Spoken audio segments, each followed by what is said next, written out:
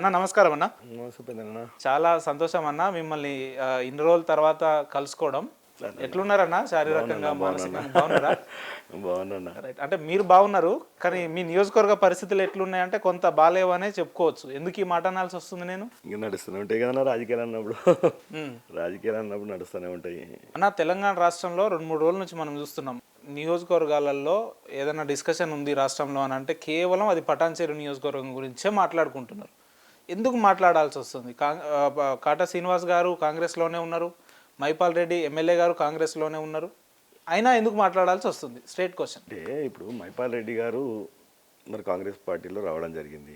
మరి వచ్చిన తర్వాత కాంగ్రెస్ పార్టీ కార్యకర్తలను మొత్తం కూడా ఎక్కడ కూడా కనీసం వాళ్ళతో కోఆర్డినేషన్ లేకుండా, ఎవరితో కూడా కనీసం ఏదైనా ప్రోగ్రామ్కి వెళ్ళినా, ఏ ఊరికి వెళ్ళినా, ఏ మండలానికి వెళ్ళినా అక్కడ మండల ప్రెసిడెంట్లకు కానీ, ఉన్నటువంటి బ్లాక్ ప్రెసిడెంట్లకు కానీ, అక్కడ ఉన్నటువంటి మున్సిపల్ ప్రెసిడెంట్లకు కానీ, కనీసం ఉన్నటువంటి కార్యకర్తలకు కానీ ఎవరు కూడా ఇంటిమేషన్ చేయకుండా గతంలో ఆయన 10 సంవత్సరాల సంది బీఆర్ఎస్ ఎమ్మెల్యేగా బీఆర్ఎస్ ప్రభుత్వం ఏ మాదిరిగా అయితే ప్రవర్తించిండో, ఏ మాదిరిగా అయితే నడిచిండో, అదే మాదిరిగా అదే కార్యకర్తలకి, అదే వాళ్ళు ఉన్నటువంటి నాయకులకి, వాళ్ళు ఉన్నటువంటి మండల ప్రెసిడెంట్లకి చెప్పుకుంటా ఇక్కడ ఎవరు కూడా కనీసం మున్సిపల్ అధ్యక్షులకి, మండల అధ్యక్షులకి కూడా కనీసం ఇంటిమేషన్ లేకుండా కార్యక్రమాలు చేస్తూ ఉన్నారు. పటాన్చేరు నియోజకవర్గానికి ఎమ్మెల్యే కాటా శ్రీనివాస్ గౌడ్ గారా, మైపాల్ రెడ్డి గారు అంటే ఏం చెప్తారు మీరు? కాంగ్రెస్ పార్టీ నుంచి ఎమ్మెల్యే ఎవరు అని అంటే కాంగ్రెస్ పార్టీ మా ముఖ్యమంత్రి గారే చెప్పారు. కాటా శ్రీనివాస్ గౌడ్ పటాన్చేరు ఎమ్మెల్యే ఎవరు అంటే కాటా శ్రీనివాస్ గౌడ్ అని చెప్పిండు. కాంగ్రెస్ పార్టీ కార్యకర్తలకి కాటా శ్రీనివాస్ గౌడ్ ఎమ్మెల్యే అన్న. ఒకసారి మీరు జర ఆవేశపడుతున్నామో ఒకసారి మళ్ళీ చెప్తే బాగుంటది. నేను చెప్పిన కాంగ్రెస్ పార్టీ కార్యకర్తలకి కాటా శ్రీనివాస్ గౌడ్ ఎమ్మెల్యే. మీరు ఎమ్మెల్యే? కాటా శ్రీనివాస్ గౌడ్ ఎమ్మెల్యే. మా ముఖ్యమంత్రి గారు చెప్పారు కదా వచ్చి. మా ముఖ్యమంత్రి వచ్చిండు, వలసజీవి వస్తాడు పోతాడు, ఏముంటది. మైపాల్ రెడ్డి గారు వస్తారు పోతారు, ఏమున్నది. ఆయన ఏ పార్టీ తిరగలేదు, తిరగలేని పార్టీ పేరు చెప్పండి. ఉండలేని పార్టీలు అన్ని తిరిగిండు, ఎక్కడ తెలకుండా అక్కడ పోతాడు. ఏ పార్టీలో తిరిగిండు? వైఎస్ఆర్సీపీ పోయిండు, మొన్న బీఎస్పీ పోయిండు, అంతకుముందు టీడీపీ పోయిండు, అంతకుముందు ఫస్ట్లో కాంగ్రెస్కి వచ్చిండు, తర్వాత మళ్ళీ కాంగ్రెస్లో పోయిండు. తిరగని పార్టీ ఏదైనా. ఆయన ఏ పార్టీలో తిరిగినా కూడా ప్రజలు ఆయనను విశ్వసిస్తున్నారు కదా, ఓట్లేసి గెలిపిస్తున్నారు కదా. మరి ఇప్పుడు విశ్వసించేది ఏమి లేదన్నా. నేను ఇప్పుడు 2 సార్లు కూడా నేను ఓడిపోవడానికి కారణం ఏంటంటే 2 సార్లు కూడా నాకు లాస్ట్ నామినేషన్ రోజు నాకు బీఫామ్ ఇవ్వడం, ఆ రోజు నా పేరు ప్రకటించడం జరిగింది. నాకు సమయం 11 రోజుల సమయంలో, ఇది పెద్ద నియోజకవర్గం, ఇది 4.5 లక్షలు ఉన్నటువంటి నియోజకవర్గం, ఇలా 4 మండలాలు ఉన్నాయి, 3 మున్సిపాలిటీలు ఉన్నాయి, 3 కార్పొరేషన్ డివిజన్లు ఉన్నాయి. ఇది ఒక మినీ ఇండియా లాంటి కాన్స్టిట్యున్సీ. ఇది ఇలాంటి కాన్స్టిట్యున్సీలల్లా 11 రోజుల సమయంలో నేను తిరగలేక, వందలాది కాలనీలు ఉన్నాయి. ఈరోజు నాకు సమయం సరిపోక ఆడికైనా నేను మొన్న ఎంత ఓట్లతో గెలిచిందని ఆయన 2 సార్లు 3 సార్లు అని అంటుండు కదా. ఎన్ని ఓట్లతో గెలిచింది మొన్న కూడా? మొన్న కొన్ని ఈక్వేషన్స్ వల్ల నా టికెట్ లేట్ రావడం వల్ల ఆయన గెలవడం జరిగింది. ఆ 3,500 ఓట్లతో గెలిచింది. లేకపోతే అది 3,500 నాకు వచ్చినట్టు నేనే ఎమ్మెల్యేను కదా. ఈరోజు కేవలం కొన్ని ఈక్వేషన్స్ వల్ల, మా అధిష్టానంతో ఈక్వేషన్ వల్ల, జాప్యం వల్ల ఈరోజు కేవలం మైపాల్ రెడ్డి గెలవడం తప్ప లేకపోతే లేదు. లాస్ట్ టైం నాకు టికెట్ ఇవ్వడం వల్ల నేను ఓడిపోయినా అని శ్రీనివాస్ గౌడ్ గారు చెప్పేప్పటికీ ఆయన అత్యంత దురుసుగా ప్రవర్తిస్తాడు, ఆయనకున్న తొందరపాటు నిర్ణయాల వల్లనే ఆయన ఈరోజు 2 సార్లు పోటీ చేసినా కూడా ప్రజలు తిరస్కరించారు అనేది అవతల వాళ్ళ వ్యక్తుల వాళ్ళు. నేను అదే చెప్తున్నా కదా. నిజంగా నా అధిష్టానం మరి ఈక్వేషన్ లేకుండా నా సమయం, నా టికెట్ నాకు నేరుగా వచ్చినుంటే ఈరోజు నేను 20,000 30,000 మెజార్టీతోని నేను ఇంట్లో కూర్చోబెడుతుంటే ఈరోజు నేను ప్రజల ఆధారం నాకుంది. దొంగోట్లతో గెలిచిన ఎమ్మెల్యే నువ్వు ఈరోజు ఎప్పుడు నువ్వు సకంగా గెలిచినావు, ప్రజల ఎక్కడ ఆధారం ఈరోజు బీఆర్ ఓట్లు అన్ని రాపించుకుంటా, నువ్వు దొంగోటు రాపించుకుంటా, ఇక్కడ ప్రభుత్వం అక్కడ ఉంటే అక్కడ కూర్చొని అక్కడ అధికారులను యంత్రాంగాన్ని ఎంబడి పెట్టుకుంటా నువ్వు ఆ రోజు మొత్తం కూడా దొంగోటు రాసుకుని 30,000 దొంగోట్లు ఉన్నాయన్నా. ఇప్పుడు గెలిచిన కాంగ్రెస్ ఎమ్మెల్యేలు అంతా దొంగోట్లతోనే గెలిచారు అన్నట్టు. కాంగ్రెస్ ఎమ్మెల్యేలు ఎందుకు దొంగోట్లతో? ప్రభుత్వం ఉన్నది మన బీఆర్ఎస్ పార్టీ ప్రభుత్వం కదా. ఇప్పుడు బీఆర్ఎస్ అదే చెప్తున్నా కదా. ఇదే మైపాల్ రెడ్డి 30,000 ఓట్లు మొన్న ఎంపీ ఎలక్షన్స్ లో 20,000 ఓట్లు తీపించిన నేను అంటున్నా. దొంగోట్లతో గెలిచిన ఎమ్మెల్యే అయినా ఏమన్నా ప్రజల ఆధారంతో గెలిచిన ఎమ్మెల్యేనా అయినా? అంటే మీరు ఎట్లా చెప్తారు? దొంగోట్లు తీపించిన నేనే కదా, కంప్లైంట్ ఇచ్చిన నేనే కదా. ఎలక్షన్ లో కూడా పదే 10 సార్లు నేను కంప్లైంట్ ఇచ్చినా తీయమని చెప్పి, కానీ ప్రభుత్వాన్ని అధికారులను అడ్డం పెట్టుకొని రాయించుకొని నేను కంప్లైంట్ కూడా ఇచ్చిన ఎలక్షన్లో కూడా నేను చూపిస్తా అన్న 30,000 ఓట్లు దొంగోట్లు ఉన్నాయి, ఇట్లా పలానా కొన్ని ఎగ్జాంపుల్స్ చూపించి కూడా డబల్ ఉన్నాయి, త్రిబుల్ ఉన్నాయి అని చెప్పి చూపించి కూడా నేను కంప్లైంట్ ఇచ్చినప్పుడు ఆ రోజు ఎలక్షన్ ఎవరు ఏమన్నా ఎవరు అవునన్నా కాదన్నా, పటాన్చేరు ప్రశాంతంగా ఉన్న పటాన్చేరు నియోజకవర్గంలో శ్రీనివాస్ గౌడ్ అనే వ్యక్తి చిచ్చు పెడుతున్నాడు, క్యాడర్లో లొల్లి పెడుతున్నాడు అనేది అవతల వ్యక్తి. నేను చిచ్చు పెట్టేదేమో నా పార్టీలకు ఆయన వచ్చిండా, ఆయన పార్టీలకు నేను పోయినా చిచ్చు పెట్టడానికి. నా పార్టీలకు ఆయన వచ్చి ఆయన కాంగ్రెస్ పార్టీ క్యాడర్ మొత్తం మంచి వేసుకుంటా వారు మొన్న మున్సిపాలిటీలో, ఏది బొల్లారం మున్సిపాలిటీలో మీరు చూసిండొచ్చు టీవీలల్లా, ఆయన్నే ఈరోజు ఒక ఎమ్మెల్యే, ఒక పెద్ద మనిషిగా ప్రవర్తించిన ఎమ్మెల్యే, ఆయన పెద్ద మనిషిగా ప్రవర్తించాల్సింది పోయి ఆయన్నే ఈరోజు పోయి గవర్నమెంట్ ఆపేదాకా వస్తుంది. ఇష్టం నాకు చెప్పలేనటువంటి మాటలు మున్సిపల్ అధ్యక్షుల మీద కాంగ్రెస్ పార్టీ టీఆర్ఎస్ వాళ్ళని పెట్టుకొని వాళ్ళతోని దాడులు చేపించే ప్రయత్నం చేస్తా ఉన్నాడు. ఈరోజు నువ్వు నా పార్టీలోకి వచ్చి నువ్వు ఈరోజు కాంగ్రెస్ పార్టీని మొత్తం మంచి వేస్తా ఉన్నావు టీఆర్ఎస్ వాళ్ళని పెట్టుకొని. అసలు నేను అడుగుతున్నా ఏంటంటే మైపాల్ రెడ్డి ఎటువైపు ఉంటావు నువ్వు? నీ పార్టీ ఏది? కనీసం నువ్వు కండు వేసుకొని తిరగవు. నువ్వు 2 పడవల మీద ప్రయాణం చేయకమని చెప్తా ఉన్నావా? ఏదో ఒకటే పడవ మీద ప్రయాణం చేయి, లేకపోతే మునిగిపోయే ప్రమాదం ఉంది నీకు అని చెప్తా ఉన్నా. రెడ్డి గారు కాంగ్రెస్ లో లేరా? అరే జరసేపు ఉన్నా అంటాడు, జరసేపు నేను అంటాడు, లేకపోతే జరసేపు దేవుని కాండ మాట్లాడు, జరసేపు కాంగ్రెస్ కాండ మాట్లాడు. అసలు ఏ పార్టీ ఆయన క్లారిటీ రావాలి ఫస్ట్. ఆయన క్లారిటీ, ఆయనకే క్లారిటీ లేనప్పుడు నేనేం చెప్తా? ముఖ్యమంత్రి గారి సమక్షంలో వారు కాంగ్రెస్ పార్టీలో చేరారు, వేసుకున్నారు కదా, వేసుకున్నాం. కాంగ్రెస్ కండవ వేసుకొని కాంగ్రెస్ పార్టీ, నేను కాంగ్రెస్ పార్టీ అని చెప్పుకొని కాంగ్రెస్ కార్యకర్తలను సమన్వయమే చేసుకోవాలి కదా మనవు. ఇదే ప్రశ్న వారిని అడిగితే కండువాలు అనేవి మస్తు వస్తుంటాయి పోతుంటాయి, కండువాలు ఏముంది నేను పార్టీలోనే ఉన్నా కదా అంటాడు. దొమ్మర్తిలో తిరుగుతూనే ఉంటావు. ఇక నువ్వు ఏ పార్టీలో నీకే తెలియకపోతే ఇట్లా అంటూ నేను అదే అడుగుతున్నాను. పార్టీ అంటే నువ్వు చేరినావా చేరలేవా? చేరినావు కదా, చేరినప్పుడు మళ్ళీ కండ వేసుకొని కాంగ్రెస్ పార్టీ కార్యకర్తలను ఎంబడి పెట్టుకొని ప్రోగ్రాంలో కొత్త అయిపోయింది కదా. అక్కడ ఉన్నటువంటి గ్రామ అధ్యక్షులకో లేకపోతే మండల ప్రెసిడెంట్లకో బ్లాక్ ప్రెసిడెంట్లకో చెప్పుకొని కాంగ్రెస్ పార్టీ కార్యకర్తలకు చెప్పుకొని వాళ్ళతో ఇనాగ్రేషన్ చేయి. ఇప్పుడు కాంగ్రెస్ పార్టీ క్యాడర్కి ఏం ఆశ ఉంటుందన్న? ఇప్పుడు 10 ఏళ్ల సంది కొట్లాడినాము, అది ఈ దుర్మార్గుని మీదే కొట్లాడారు. ఈ దుర్మార్గుడే అంత అధికారుల ఆఫీసర్లను పెట్టుకొని అనేక రకాలుగా అంచివేసిన కాంగ్రెస్ కార్యకర్తలు కాదా? మళ్ళా దుర్మార్గుడే అనేక రకాలుగా కాంగ్రెస్ పార్టీ కార్యకర్తల్ని రాసి రంపాన పెట్టి నానా బాధలు నానా కేసులు పెట్టి ఇబ్బందులు పెట్టిండు. అయినా కానీ అన్ని ఓడితోడుగులు ఉన్న కార్యకర్తలు పార్టీని విడవలే, నిలబడ్డారు పార్టీ. 10 ఏళ్ల సంది ఈ దుర్మార్గంతోనే కొట్లాడారు కదా కార్యకర్తలు. మళ్ళీ దుర్మార్గం రోజు మళ్ళీ పెత్తనం చెలాయిస్తా అంటే ఎవడు ఒప్పుకుంటాడు? ఏ కార్యకర్త ఒప్పుకుంటాడు అంటారు నేను. అంటే కానీ ఇక్కడ కాంగ్రెస్ గెలవనప్పుడు అల్టిమేట్ గా ఆల్టర్నేట్ ఆయనే కదా ఉన్నది. ఇక్కడ గెలవకపోతే ఏం పెద్ద వేల మెజార్టీతోని లక్షల మెజార్టీతో గెలిచినటువంటి ప్రజల ఆధారం ఉన్నటువంటి వ్యక్తి ఈయన చేసినటువంటి దుర్మార్గం పని ఇంత అంతగా ప్రజలు రక్తం దాగి కబ్జాలు చేసి నానా ఎప్పుడైనా టీవీలలో నిలుస్తూనే ఉంటాడు. ఈ కబ్జాలు ఆ కబ్జాలు, మీడియాను బెదిరించుకుంటా, పేపర్ వాళ్ళని బెదిరించుకుంటా, కబ్జాలు చేసుకుంటా, దౌర్జన్యాలు చేసుకుంటా ఈ ప్రాంతం మొత్తం భూములని కబ్జాలు చేసి తప్ప ఆయనకి వేరే పని ఏముంది? సార్ అటువంటి దుర్మార్గుడిని మీరు చెప్పే లెక్కలు చూస్తే అటువంటి దుర్మార్గుడిని కాంగ్రెస్ పార్టీ చేర్పించుకోవాల్సిన అంత అవసరం ఏమొచ్చిందన్న? ఇప్పుడు మా నికార్సైన కార్యకర్తలు గొంతు కోయాల్సిన అంత అవసరం ఏమొచ్చింది అంటున్నారు. ఇప్పుడు గొంతు కోసిందని నేను అన్నను. వచ్చిన నెల రోజుల నుంచి బీఆర్ఎస్ పార్టీ మొదలుపెట్టింది ఇది పంచాయతీ. ఇక ఉండదు, రేపో మాపు పడిపోయే పరిస్థితి ఉన్నది, ప్రభుత్వం అయిపోయింది కథ అని చెప్పి మొదలుపెట్టింది వాళ్ళే. ఆ ఈక్వేషన్లలో మా అధిష్టానం ఏం నిర్ణయం తీసుకుందో తెలియదు. ఆ ఈక్వేషన్లనే ఈయన పోయిండు అనుకుంటున్నాను నేనైతే. ఈ రోజు పోయింది కూడా మా ఈయన పడాచేరి ఎమ్మెల్యేని మాత్రం మా కాంగ్రెస్ పార్టీ పిలిచింది అయితే లేదు, మా ముఖ్యమంత్రి గారు పిలిచింది లేదు, మా కాంగ్రెస్ పార్టీ పిలిచింది లేదు. ఈయన 300 కోట్ల రూపాయల రాయల్టీ ఎగ్గొట్టి మైనింగ్ కేసులల్లా ఈయన కేసులు అయ్యి తమ్ముడు జైలుకు పోయి ఈయన ముఖ్యమంత్రి చుట్టూ ప్రదర్శనలు చేసి ఈయనంతలో ఈయన వచ్చి జాయిన్ అయిన తప్ప కాంగ్రెస్ పార్టీ ఎవరు పిలవలేనని.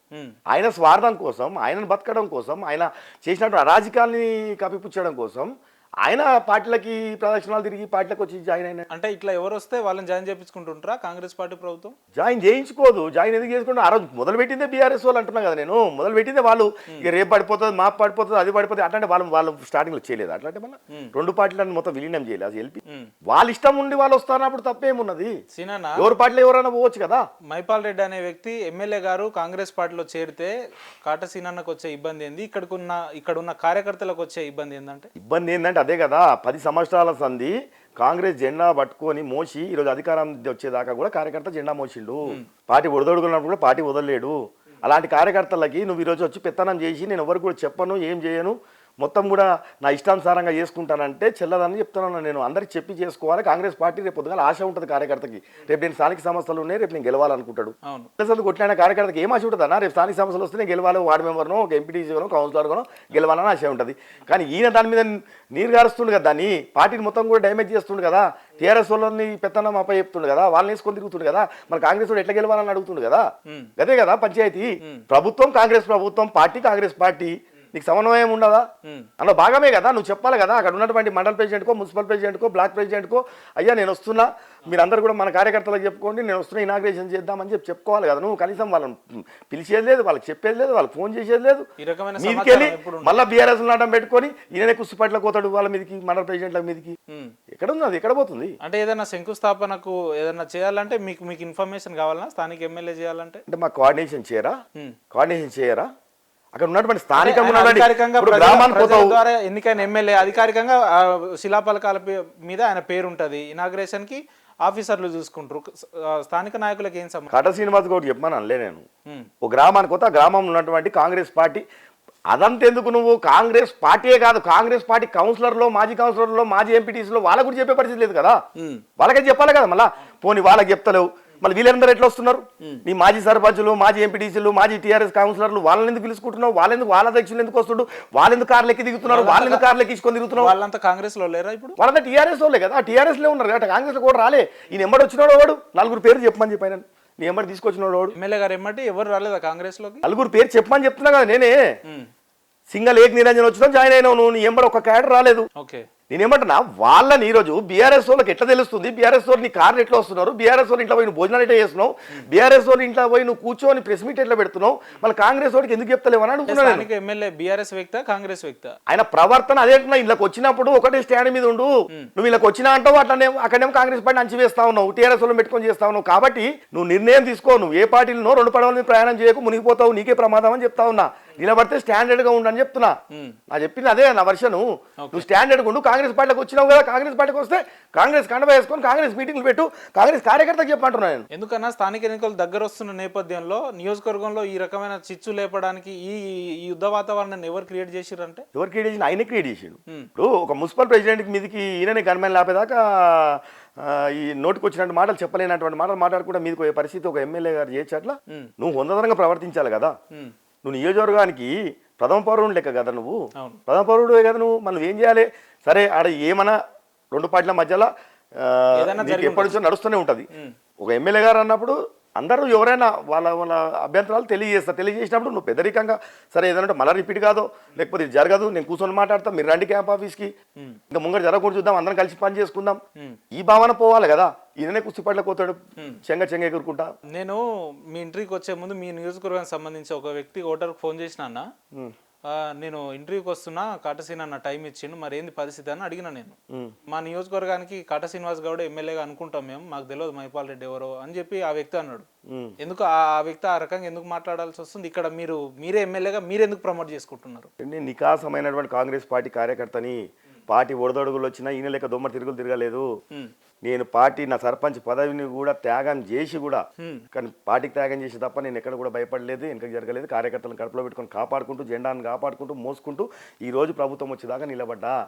ఈ రోజు ప్రభుత్వం వచ్చినప్పుడు మా అందరు కూడా ఇప్పుడు అప్పుడు వాళ్ళ ప్రభుత్వం ఉన్నది, వాళ్ళు ఇష్టానుసారంగా చేసుకున్నారు, కార్యకర్తలు అంచి వేసారు. ఈరోజు మా ప్రభుత్వం వచ్చింది, మా కార్యకర్తలందరూ కూడా మా సీనానే ఎమ్మెల్యే కావాలని కొట్లాడిన వాళ్ళు కదా అందరు కూడా.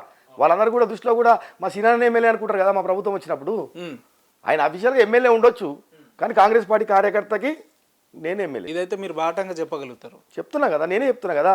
కార్యకర్తను కాపాడే బాధ్యత నాదే. కార్యకర్త మంచి చేసినా చెడ్డ చేసినా బాధ్యత నాదే.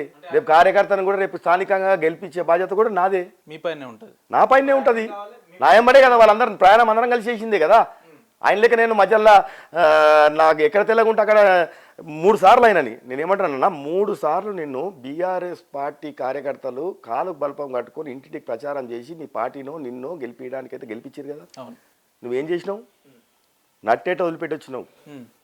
ఈరోజు నువ్వు ఎక్కడ తెల్లగుంటే, ఎక్కడే ప్రభుత్వం ఉంటే ఆ ప్రభుత్వానికి 2 నెలలు కూడా ఆగకుండా వచ్చేస్తావు నువ్వు. ఈరోజు ఆ కార్యకర్తలు నిజంగా ఈ పని చేయాల్సింది వాళ్ళ కార్యకర్తలు. ఇప్పుడు ఈరోజు బీఆర్ఎస్ వాళ్ళు ఇన్ని సంవత్సరాల సంధి నీ గెలిపించుకుంటూ 3 సార్లు వస్తే ఈరోజు నువ్వు నట్టేట వదిలిపెట్టి వచ్చినావు. నువ్వు వాళ్ళు నిలదీయాలి ఈరోజు వాళ్ళు. అంటే అంటే మీ బాధ అంతా మొత్తం బీఆర్ఎస్ కార్యకర్తలు నిర్వీర్యం అయిపోతున్నా? బీఆర్ఎస్కి వెళ్ళి వచ్చినాడు వాడు ఈయన ఎంబడి. ఈయన ఒకటి తప్ప బీఆర్ఎస్ వాళ్ళు ఈయన ఎంబడి వచ్చిన వాళ్ళు చెప్పమని రాదంటున్నా నేను పేర్లు. ఈయన ఒక్కడే వచ్చిండు, బీఆర్ఎస్ ఓటు రాలి ఎంబడి. ఈయన స్వార్థం గురించి, ఈయన లబ్ధి గురించి, ఈయన అక్రమాలు కాపాడుకోనికనో లేకపోతే ఇంకా అక్రమాలు చేయనికనో ఇంకా సంపాదించుకోవడానికో ఈయన వచ్చినోడు తప్ప పార్టీ మీద నాకు తెలుసు కాబట్టి బలోపేతం చేసేవాడు ఇట్లుంటాడు కదన్నా. ఇట్లుంటాడు ఉపేదన బలోపేతం చేసేవాడు. మండల ప్రెసిడెంట్ మీదకి కొట్లాడిక పోతాడా, లేకపోతే బ్లాక్ ప్రెసిడెంట్ మీదకి కోటనీక పోతాడా? కాంగ్రెస్ వాళ్ళ మీదకి టీఆర్ఎస్ వాళ్ళని పెట్టుకొని చేస్తాడా? టీఆర్ఎస్ వాళ్ళని కార్లు ఎక్కించుకొని తిరుగుతావా? కాంగ్రెస్ వాళ్ళని ఎక్కించుకొని తిరగవా? కాంగ్రెస్ వాళ్ళు ఇంట్లో ప్రెస్ మీట్ పెట్టవా? లేకపోతే నీ ఆఫీస్లో పెట్టి కాంగ్రెస్ వాళ్ళని పక్కన పెట్టుకొని టీఆర్ఎస్ వాళ్ళని పక్కన పెట్టుకొని ప్రెస్ మీట్. ఏ ప్రెస్ మీట్లో చూడు టీఆర్ఎస్ వాళ్ళే ఉంటారు పక్కన. ఏ కళ్యాణ లక్ష్మి చెక్లో చూడు టీఆర్ఎస్ వాళ్ళు ఉంటారు పక్కన, కాంగ్రెస్ వాడే ఉంటాడు ఆడ. ఈ రోజు మైపాల్ రెడ్డి అనే వ్యక్తి మీ కాంగ్రెస్ పార్టీలో వచ్చి ఈ రకంగా ప్రవర్తిస్తున్నాడు అని అంటే మీ కాంగ్రెస్ పార్టీ నాయకత్వ లోపమే అని చెప్పి కొంతమంది మాట్లాడుతున్నారు. దీన్ని మీరు ఏకీభవిస్తారన్నా? లోపం ఎందుకైతుందా? దేనికి నాయకత్వ లోపం కాదండి. ఇప్పుడు కింద ఈయన రోజు గిల్లిండికి ఇచ్చిండని చెప్పి రోజే తెలియదు కదా. మీ అభిప్రాయం తీసుకోకుండా వాళ్ళు నిర్ణయం తీసుకుంటున్నారు అంటే ఇది నాయకత్వ లోపమా కాదా అది చెప్పండి. మీరేదో అధికార పార్టీలు ఉన్నారు కాబట్టి దాన్ని సమర్థించాలి కాబట్టి అని కాకుండా నిజంగా ఒక కార్యకర్తగా ఒక నాయకునిగా మాట్లాడండి. ఇప్పుడు అన్న నేనైతే ఫిరాయింపులకు వ్యతిరేకం. నేను నా స్టాండ్ అని చెప్తున్నా. నేను ఫిరాయింపులకు మీ స్టాండ్ తోటి హైకమాండ్ తోటి నా ఒక్కరితో పార్టీ కాదన్నా, నేను ఒక్కనంటే పార్టీ కాదు కదా. నా అభిప్రాయం చెప్తున్నా. నా అభిప్రాయం నేను ఫిరాయింపులకి వ్యతిరేకము. ఈరోజు నేను ఇందాక అదే చెప్పిన. ఆడ 3 సార్లు జెండా మోసి నేను ఇంటికి తిరిగి గెలిపిస్తే నువ్వు నట్టేటో తెలిసినావు, నీకు సిగ్గుండాలని చెప్తున్నాను నేను ఆయనకి. ఓకే, ఈరోజు నా అధిష్టానం మీరు బీఆర్ఎస్ వాళ్ళు ఆడ ఈక్వేషన్లలో పైన ఈక్వేషన్లలో వీళ్ళు రెచ్చగొట్టినందుక దేని గురించో ఈరోజు మా వాళ్ళే తీసుకురాను ఎందుకని అంటున్నావు నువ్వు. ఈయన తిరిగిపోయి ఎంబడి తిరుగుకుంటూ పోయి ఈయన కాపాడుకొని ఈయన సంపాదించుకొని ఈయన పోయి ముఖ్యమంత్రి ఇంటి చుట్టూ చక్కర్లు కొట్టి ఈయన కదా పోయి నేను జాయిన్ అవుతాను. నిజమైన ప్రొఫైల్ ఉందని చెప్పి మీరే అంటారు కదా. అంటే పార్టీలోకి వస్తామంటే ఎటువంటి వ్యక్తులైనా కూడా కాంగ్రెస్ పార్టీ రిసీవ్ చేసుకుంటుందా? అదేనా? ఎందుకు రిసీవ్ చేసుకుంటది? ఇప్పుడు తీసుకున్నారు కదా. ఇప్పుడు ఆయన దొంగన లంగన అనేది కాదు ఆడ ఈక్వేషన్. ఆయనకి ఏంది ఆ రోజు ఒక ఎమ్మెల్యేలు మీ ప్రభుత్వం ఏమి ఉండదు, మేము పడేస్తున్నామని చెప్పి టీఆర్ఎస్ వాళ్ళు మొదలుపెట్టినందుకు దాంట్లో భాగంగానే ఆ రోజు సరే నువ్వు గతంలో కూడా మా కాంగ్రెస్ పార్టీని కూడా చేయడం జరిగింది. కానీ మా వాళ్ళు వెంట పడి తీసుకుంది లేదు. వాళ్ళు ఎంబడొచ్చి పడి మేము జాయిన్ అవుతాం, ప్రభుత్వం వచ్చింది, మేము ఇక్కడ స్థానికంగా మేము డెవలప్మెంట్ చేయాలి, అది చేయాలి, ఇది చేయాలని చెప్పి వాళ్ళు మేము సహకరిస్తామని చెప్పి వాళ్ళు వచ్చారు తప్ప మా వాళ్ళు ఎప్పుడు ఎంబడబడి ఎప్పుడు తీసుకుంది లేదు కదా. కటసీనన్నకు ఏం కావాలన్నా అంటే ఈడ పార్టీ బలోపేతం కావాలన్నా లేదంటే ఈయనకు అధికారం కావాలన్నా? పటాన్చేరు కాంగ్రెస్ ని కాపాడమంటున్నా. పార్టీ బలోపేతం కావాలన్నా అధికారం కావాలన్నా? ఈయన వచ్చినాక పార్టీ బలోపేతం అయినది, మొత్తం నిర్వీర్యం అయిపోయింది. కనుక్కోండి మీరు. ఈయన వచ్చి మొత్తం పార్టీ నాశనం చేయడానికనే వచ్చిండు. నేనేమంటున్నా చక్కగా నువ్వు కనవేసుకొని జెండా పట్టుకోలేనోడివి నీ అవసరం ఎందుకు అంటున్నాను. నువ్వు చక్కగా కనవేసుకొని జెండా పట్టుకోలేనోడివి, కాంగ్రెస్ పార్టీని చెప్పలేనోడివి, నువ్వు ఎందుకు అంటున్నా? నీ వల్ల ఏం ఉపయోగం? కాంగ్రెస్ పార్టీ ఎమ్మెల్యే మీడియాలో చెప్పింది కదా, మస్తు కండవలు వేసుకుంటా, నా ఇష్టంలో కండవలు వేసుకుంటా అని చెప్తుంది కదా. నా ఫోటో కూడా పెట్టుకుంటా లేకపోతే లేదు ముఖ్యమంత్రి ఫోటో అని. ముఖ్యమంత్రి గారి ఫోటో ఇప్పుడు అది ఈయన తొంత ఆస్తులు అమ్ముకొని ఈ తాతలు అయ్యాల జాగిరలు అమ్ముకొని తీసుకొచ్చి కట్టింది కాదు కదన్న. అదంతా ప్రభుత్వంది.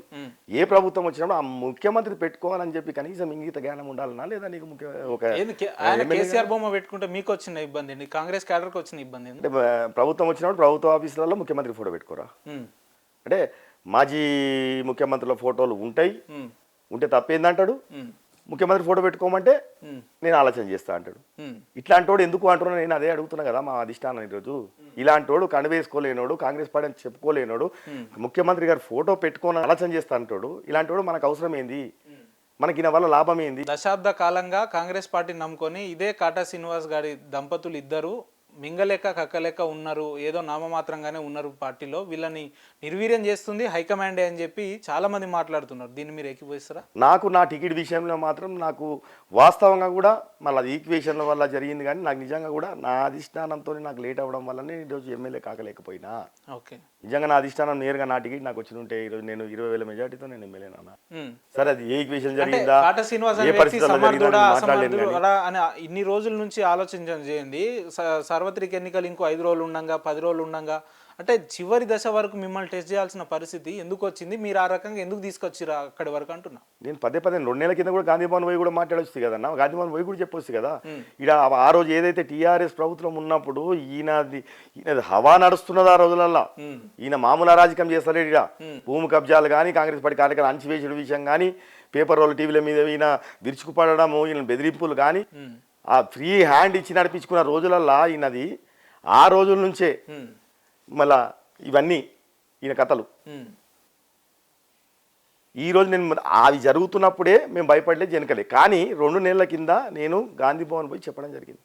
అయ్యా ఆ రోజు అరాజకం ఆ పోలీసు వాళ్ళని పెట్టుకొని అరాజకం చేసి మమ్మల్ని అందరినీ కూడా కాంగ్రెస్ పార్టీని అంచివేస్తూ ఉన్నాడు.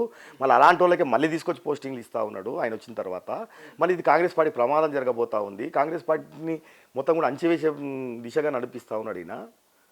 అని చెప్పి నేను గాంధీ భవన్లో పేపర్లో టీవీలలో కూడా వచ్చింది కదా, నేను మా అధిష్టానం చెప్పినా కదా. మళ్ళీ ఈ రోజు ఏదో వస్తున్నాయని చెప్పి నేను మాట్లాడింది కాదు కదా. సీనన్న, మీరు ఎమ్మెల్యేగా 2 సార్లు పోటీ చేసిరు, ప్రజలు మిమ్మల్ని తిరస్కరించారు, ఎన్నికల్లో మీరు ఓటమి పాలయ్యారు. అంతవరకే ఉండాలి. ఓటమి పాలు అయిపోయిన తర్వాత కూడా గెలిచిన ఎమ్మెల్యే మీద పెత్తనం చెలాయించాలనే ఆలోచన సీనన్నకు రావడం ఇది కొంతవరకు ఇబ్బంది కలిగే పరిస్థితులు కదా. పెత్తనం అంటే ఏం పెత్తనం అంటే వాళ్ళు వెళ్ళే అధికార ప్రోగ్రామ్స్కి మాకు కూడా ఇన్విటేషన్లు ఉండాలి, లేదంటే ఆ శిలాఫలకాల మీద మా పేర్లు కూడా ఉండాలి.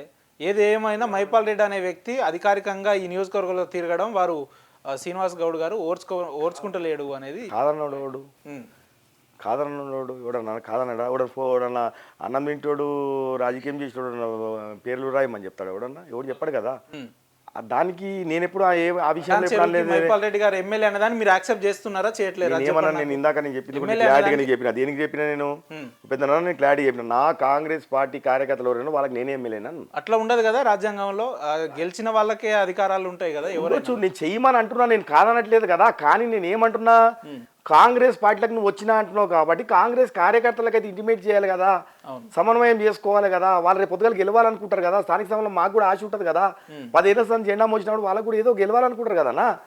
మనం ఎందుకు పిలువమంటారా? బీఆర్ఎస్ వాళ్ళు ఎందుకు ఉంటున్నారు, కాంగ్రెస్ వాళ్ళు ఎందుకు పిలుస్తలేవు అని అడుగుతున్నాను నేను. మైపాల్ గారు వెంట వచ్చే వాళ్ళంతా బీఆర్ఎస్ వాళ్ళేనా, కాంగ్రెస్ లేరా? కాంగ్రెస్ ఏ ఫోటో చూసుకో, ఏ వీడియో చూసుకో, ఏ పత్రికలలో చూసుకో, ఈ ఇనాగ్రేషన్ చూసుకో, ఈయన ప్రభుత్వం నుంచి వచ్చినటువంటి ఏ చెక్కులు, కళ్యాణ లక్ష్మి చెక్కులు చూసుకో, సీఎం రిలీఫ్ ఫండ్ చెక్కులు చూసుకో, అన్నిట్లో బీఆర్ఎస్ వాళ్ళు తప్ప నీ కాంగ్రెస్ వాడు ఒక లేట్. మరి హైకమాండ్ ఏం చేస్తున్నట్టు అదే చెప్పినా కదా నేను. 2 నెలల కింద పోయి పార్టీని ప్రాబ్లం చేస్తున్నాడు, పార్టీ మొత్తం నిర్వీర్యం చేసే పరిస్థితి. దీని వల్ల పార్టీ బలోపేతం అయ్యేది కాదు, నిర్వీర్యం అవుతున్నది. దీన్ని వెంటనే దీన్ని ఏదో ఒకటి మాట్లాడండి, సాల్వ్ చేయండి అని చెప్పి నేను కూడా చెప్పొచ్చిన కదా. టీవీలలో కూడా వచ్చింది కదా. అంటే మీకు సొల్యూషన్ అంటే ఏ రకమైన సొల్యూషన్ కావాలి? సొల్యూషన్ ఏదైనా అధిష్టానం పిలిచి ఏం మాట్లాడుతుందో వేసి చూడాలి కదా. మనం కూడా చెప్పినాము, ఇప్పుడు కమిటీ వేసిరు, కమిటీ వస్తుంది, కమిటీ ఇక్కడ వివరాలు అన్నీ తీసుకుంటుంది, ఏం జరుగుతుందో మొత్తం రిపోర్ట్ రాస్తుంది. రిపోర్ట్ రాసి ఇచ్చిన తర్వాత అధిష్టానం పిలిచి ఏ మాదిరిగా మా అందరినీ సమన్వయం చేస్తూ చూద్దాం.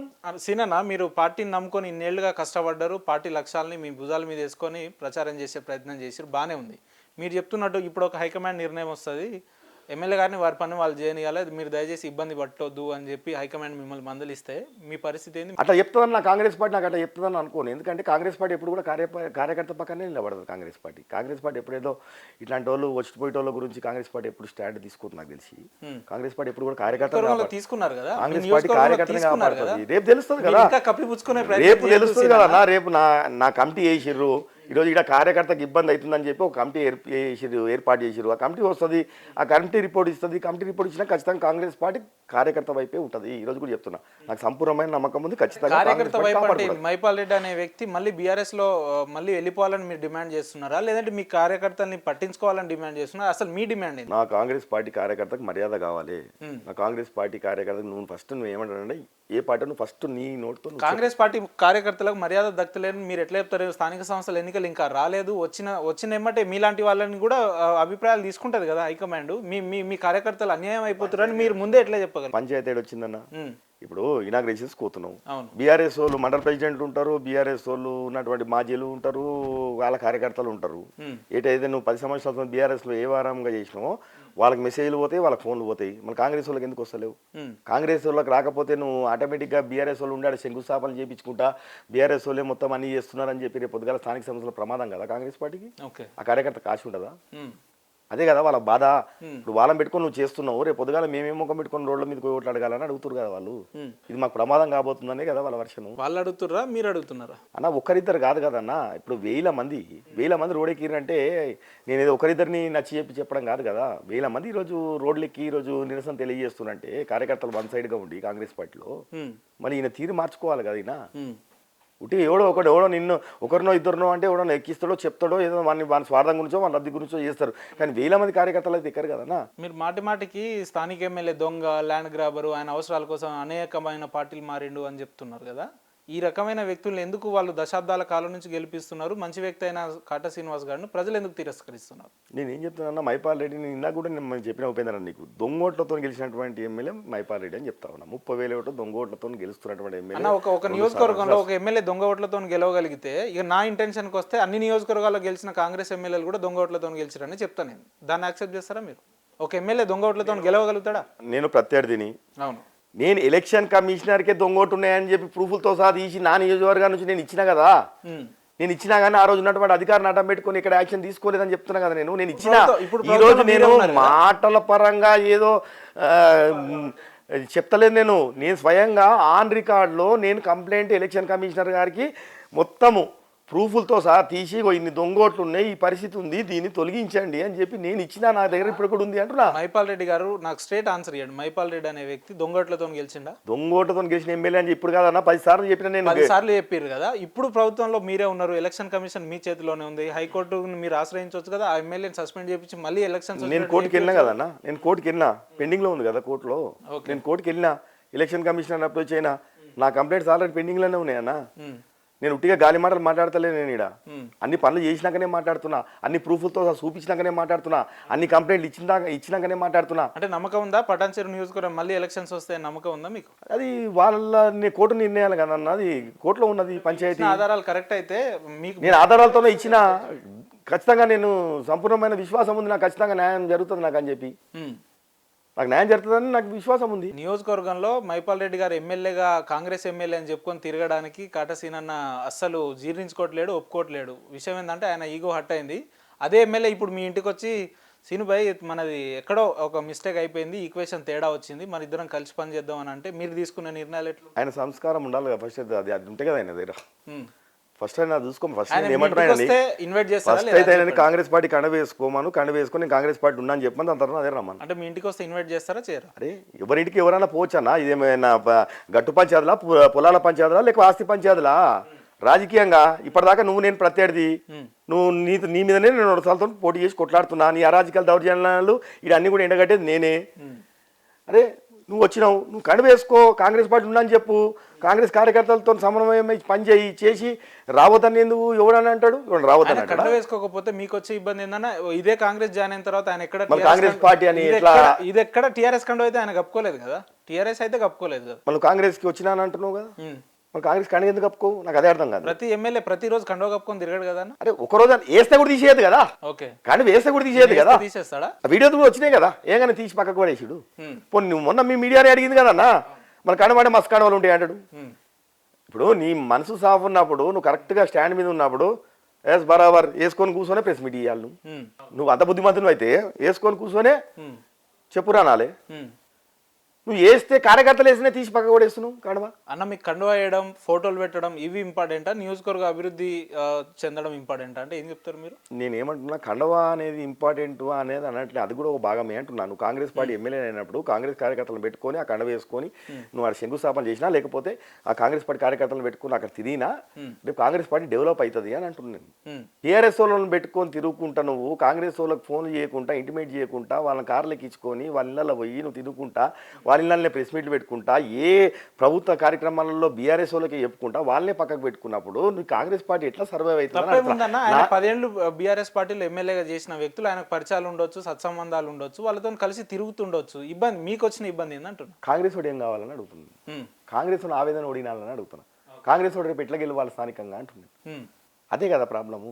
నీకు అంత ప్రేమలో అట్లనే ఉన్నప్పుడు అటే ఉండొచ్చు కదా, మళ్ళీ ఇటు ఎందుకు రావడం? నువ్వు ఆయన వచ్చిండా, మీరు తీసుకున్నారా? ఆయనే వచ్చిండు కదా, మేము తీసుకుంది కాదు కదా. మా ముఖ్యమంత్రి గారి ఇంటి చుట్టూ ప్రదర్శనలు చేసి నేను వస్తాను ఆయనగా తిరిగింది. మా వాళ్ళు ఎవరు కూడా పలకరియలే కదా ఆయన రమ్మని. ఆయన స్వార్థం గురించి, ఆయన బతకడం గురించి ఆయన ఈరోజు రావడం తప్ప ఏమున్నది? ఆయన ఎప్పుడన్నా నిలబడి కొట్లాడతాడు. నేను చెప్తున్నా కదా, ఇప్పటికీ 5-6 పార్టీల పేర్లు చెప్పిన, అన్ని పార్టీలు ఎంక్వైరీ చేసుకోండి మీరు. రూలింగ్ లేదు, రూలింగ్ ఎక్కడ ఉంటే అక్కడ, ఎక్కడ తెలియకుంటే అక్కడ. అదేందన్నా ఇదేం కాన్సెప్ట్? అడగాలి ఆయన, నువ్వు పోయి మైక్ పెట్టి ఏమన్నా నువ్వు ఒకదే నిలకడ ఎందుకు ఉండవు, నువ్వు మనం నిలకడ ఉండాలి కదా అని చెప్పి నువ్వు అడగాలి. మరి అటువంటి వ్యక్తులు ఎందుకు ఓట్లేసి గెలిపిస్తున్నారు జనాలని? నేను ఏం చెప్పినా, నేను పెందనన్నా దొంగోటతో గెలిచిన. ఇప్పుడు నేనేమంటున్నా, సహజంగా ఒక్కోటితో గెలిచిన అంటారు ఎవరైనా. నేను ఎమ్మెల్యే సార్ ఆడు ఎట్లా గెలిచిండు అనేది సెకండరీ, నేను దాని గురించి ఏం వర్షన్ మాట్లాడలేదు. కానీ నా వర్షన్, నేను పోటీ చేసేటప్పుడు నేను స్వయంగా ప్రూఫ్లు తీసుకొని మొత్తం ఎలక్షన్ కమిషనర్కి, ఆ రోజు ఉన్నటువంటి ఎలక్షన్ కమిషనర్కి మొత్తం కూడా నేను డైరెక్ట్గా నేరుగా ప్రూఫ్లతో సహా ఇక గిన్నె దొంగోటు ఉన్నాయి, దీన్ని రిమూవ్ చేయడం అని చెప్పి ఆ రోజు ఉన్నటువంటి ముందే కలెక్టర్లకి, ఎంఆర్ఓలకి మొత్తం కూడా నేను ఇవి దొంగోటు తీయమని చెప్తే, ఆ రోజు అధికారాన్ని అడ్డపెట్టుకొని, కేవలం ఆయన అధికారం ఉండే, అధికారం లేకపోతే 2 నెలలు నిలబడి ఆయన అధికారం పెట్టుకొని యంత్రాంగాన్ని అడ్డం పెట్టుకొని ఆ రోజు మొత్తం మేనేజ్ చేసుకుంటా, వీళ్ళందరూ రాపించుకుంటా మొత్తం ఆడ 30,000 ఓట్లు రాపించుకొని నేను ప్రూఫ్తో సహా ఇచ్చినా కానీ తీయలేరు అంటున్నాను నేను. రూలింగ్ ఉంటే ఎమ్మెల్యే గారు 2 నెలలు కూడా ఉండరా రూలింగ్ లేకపోతే? చూస్తలేవా నువ్వు మళ్ళీ? ఉమ్, ఇప్పుడు 10 ఏళ్ళు 3 సార్లు నేను గెలిపించారు కదా. ఇప్పుడు నా టీఆర్ఎస్ వాళ్ళు 3 సార్లు నీకు నమ్మి నువ్వు దొంగమైనా లంగమైనా నీకు ఇచ్చిరుగా. ఉమ్, నీ కార్యకర్తలు నేను ఇంటికి తిరిగి గెలిపించిరుగా. ఉమ్. మరి గెలిపించినాక వాళ్ళని నటింటి వదిలేసి వచ్చినావు కదా. ఎవరు అవునన్నా కాదన్నా కాట శ్రీనివాస్ గారి ఎదుగుదలను ఇదే కాంగ్రెస్ పార్టీ కిందికి తొక్కేసే ప్రయత్నం చేస్తుంది అని అంటే ఏం చెప్తారు మీరు? అదే ఎవరి ఇన్నేళ్ల ఈక్వేషన్ చూసుకుంటే చూసే వాళ్ళకి అదే అర్థమవుతుంది అంటున్నా. అదేనా నేనేమంటున్నా నా పార్టీ నాకు న్యాయమే చేస్తుంది అనుకుంటా. సరే ఇప్పుడు కూడా న్యాయం చేయదని ఎందుకు అనుకుంటాం? న్యాయమే ఇంత జరిగినా మీరు ఇంకా న్యాయం జరుగుతుందని ఎట్లా అనుకుంటున్నారు అంటున్నా. ఏం నాకు అన్యాయం జరిగింది. నా పార్టీ నాకు 2 సార్లు టికెట్ ఇచ్చిందన్న. కానీ నేనేంటంటే నా టైంకి నాకు ఇవ్వకపోవడమే నేను ఈరోజు ఓడిపోవడం కారణము. ఆడ అనేక రకాల ఈక్వేషన్స్ అనేక రకాల పరిస్థితుల వల్ల నాకు ఆ రోజు లేట్ అవ్వడం తప్ప నా టికెట్ నాకు నేరుగా నాకు ఇచ్చినట్టు రోజు ఎమ్మెల్యే అయిపోతుండే నాకేమి నా పార్టీ నాకు టికెట్ ఇవ్వలేదని అనట్లేదు. నాకు నా పార్టీ నాకు టికెట్ 19 నియోజకవర్గాలు ఉంటే ఈ ఒకటే పటాన్ చెరువుకి సపరేట్ ఈక్వేషన్ ఉంటుంది ఇక్కడ. ఎందుకు ఉంటుంది అని అంటే కాటా శ్రీనివాస్ అనే వ్యక్తి ఈ పార్టీ కాంగ్రెస్ పార్టీ బలోపేతం కోసం దశాబ్దాల కాలంగా పనిచేస్తున్నాడు, అందులో నో డౌట్. కానీ అపోనెంట్గా పనిచేసే వ్యక్తులందరూ ఇప్పుడు అధికారం రాగానే అందరు కాంగ్రెస్ పార్టీలోనే ఉన్నారు. అటు ఎమ్మెల్యే మైపాల్ రెడ్డి గారు కాంగ్రెస్ పార్టీ అని చెప్తాడు, నీలం మధు గారు కాంగ్రెస్ పార్టీలోనే ఉన్నారు.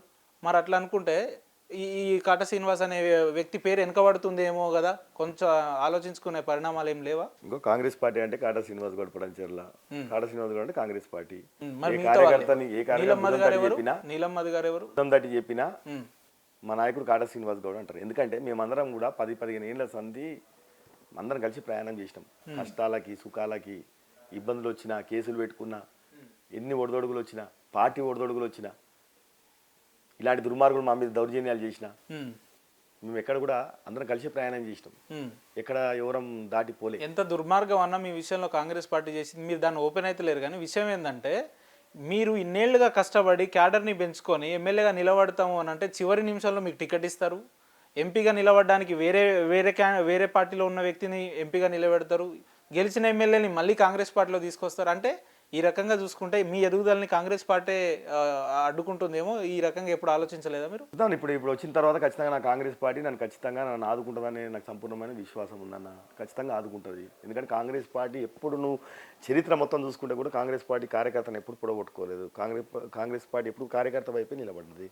మొన్న కొన్ని ఈక్వేషన్స్ వల్ల తనకి ఇచ్చినా మళ్ళీ కాంగ్రెస్ పార్టీ కార్యకర్తకి ఇచ్చింది. మళ్ళీ తెలిసి అక్కడ సమయము జాప్యం అయిండొచ్చు కానీ మళ్ళీ కార్యకర్త పక్షాన్ని నిలబడదు. కాంగ్రెస్ పార్టీ అంటే మీకు అంత నమ్మకం అంత విశ్వాసం ఎందుకు అంటున్నా? ఉన్నది 20 ఏళ్ళ నుంచి మా తండ్రి నుంచి ఇన్ననే ఉన్నాం కాబట్టి అది అట్లే కొనసాగుతా ఉంది. నాన్నగారు కూడా కాంగ్రెస్ పార్టీ ఏదో ఇంటర్వ్యూలో నేను చూస్తూ విన్నానా, మేము ఇప్పుడున్న ఎమ్మెల్యేకి కూడా మేమే రాజకీయ భిక్ష పెట్టినాం అది ఇదని మాట్లాడుతున్నారు. అంటే ఎందుకు ఆయన పోయి నువ్వే అడుగు మరి ఏంది ఆడసి నన్ను ఇట్లా అంటున్నాడు ఏందని అడుగు. ఇదో నిజంగా చెప్తున్నానా నేను.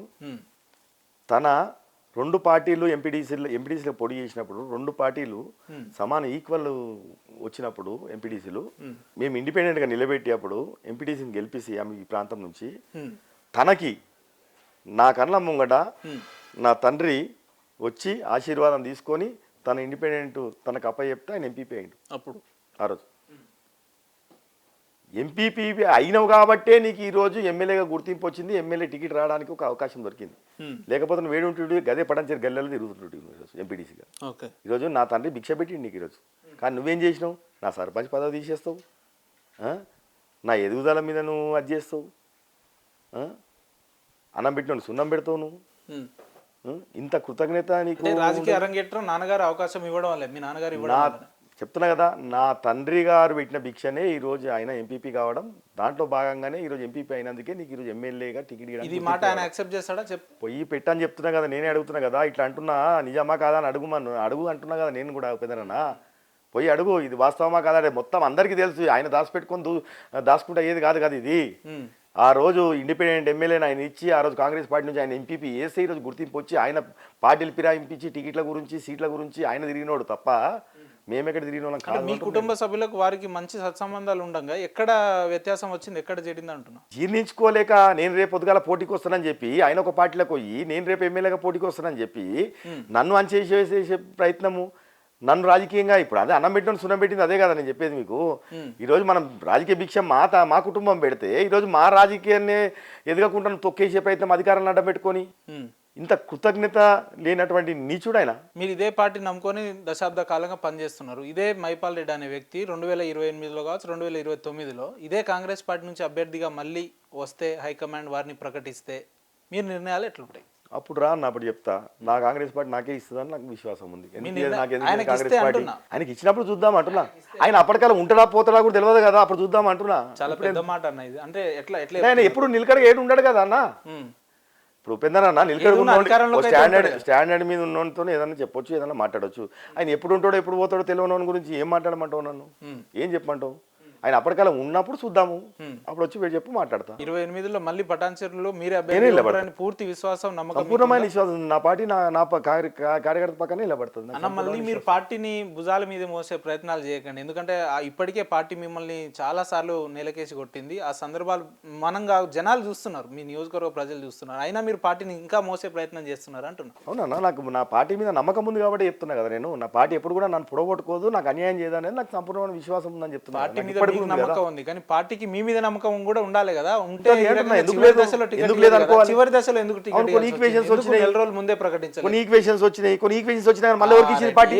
ఏందా ఈక్వేషన్ అంటున్నా. ఇప్పుడు ఆ రోజు బీఆర్ఎస్ పార్టీ నుంచి ఆ రోజు ముదిరాజ్ కమ్యూనిటీ అనేది మొత్తం కూడా నీకు తెలుసు, రాష్ట్ర వ్యాప్తంగా నడుస్తూ ఉంది. లొల్లిలు, ర్యాలీలు, పంచాయతీలు, ఎలక్షన్ ముంగట్ల. ఆ రోజు మాకు టికెట్లు బీఆర్ఎస్ పార్టీ ఇవ్వలేదని చెప్పి పంచాయతీ. మళ్ళీ ఈయనన్నప్పుడు కాంగ్రెస్ పార్టీ ఆ రోజు ఇంత కొంత ముదిరాజు కమ్యూనిటీ కూడా ఇవ్వాలన్న ఒక ఆలోచనతో కాంగ్రెస్ పార్టీ ఆ రోజు ఒక నిర్ణయం తీసుకోరు. వాళ్ళు ఆ రోజు ఉన్నటువంటి సిఎల్పిలో నిర్ణయం తీసుకున్న తర్వాత అందులో భాగంగానే ఇక్కడ ఈ మధు కూడా ఆ రోజు మొత్తం ముదిరాజు కమ్యూనిటీ మొత్తం బాగా ఆ రోజు నడుస్తూ ఉంది, తిరుగుతూ ఉన్నాడు, చేస్తూ ఉన్నాడు. ఆ రోజు కూడా టీఆర్ఎస్ నుంచి మళ్ళీ ఆయన కూడా నాకు టికెట్ ఇస్తే నేను వస్తాను అని చెప్పి ఆయన కూడా అప్పీల్ చేసుకోవడం జరిగింది. సరే ముదిరాజ్ కమ్యూనిటీ కదా, మన వాళ్ళు ఇవ్వలేరు కదా, మనం ఇద్దామన్న ఒక ఆలోచనలో ఈక్వేషన్ తీసుకున్నారు పార్టీ. ఆ ఈక్వేషన్ తీసుకున్న భాగంగానే ఆయనకి ఇవ్వడం జరిగింది. కానీ తర్వాత కూడా మళ్ళీ ఏం చేసింది పార్టీ? కార్యకర్తగా నిలబడ్డది కదా, ఓ నికాసమైనటువంటి కార్యకర్త పక్షాన్ని మళ్ళీ టికెట్ ఇచ్చింది కదా నిలబెట్టి. సరే, అందుకే టైము సరిపోకపోవడం, ఇబ్బంది కావడం అనేది ఒక భాగం. కానీ నిలబడ్డది కాంగ్రెస్ పార్టీ మళ్ళీ కార్యకర్త వైపు. అదే కదా చెప్తుంది. మైపాల్ సీనన్న, మీరు చాలా ఇంటర్వ్యూలు నేను చూసిన మిమ్మల్ని, అండ్ మిమ్మల్ని చూస్తే వ్యక్తిగతంగా నాకు ప్రశ్న అనిపిస్తుంది. ఇన్నేళ్లుగా అనేకమైన ఒడిదుడుకులు తట్టుకుంటా ప్రభుత్వాలు, ఆనాటి ప్రభుత్వం పెట్టే కక్ష సాధింపు చర్యలను సైతం తట్టుకొని నిలబడి ఈరోజు అధికారంలోకి వచ్చిన తర్వాత కూడా ఈ జర్నీలో మిమ్మల్ని అనేకమైన ఆఫర్లు వచ్చి ఉంటాయి, అనేకమైన ఇబ్బందులు వచ్చి ఉంటాయి, అనేకమైన పరిస్థితులు మీరు అధిగమించారు.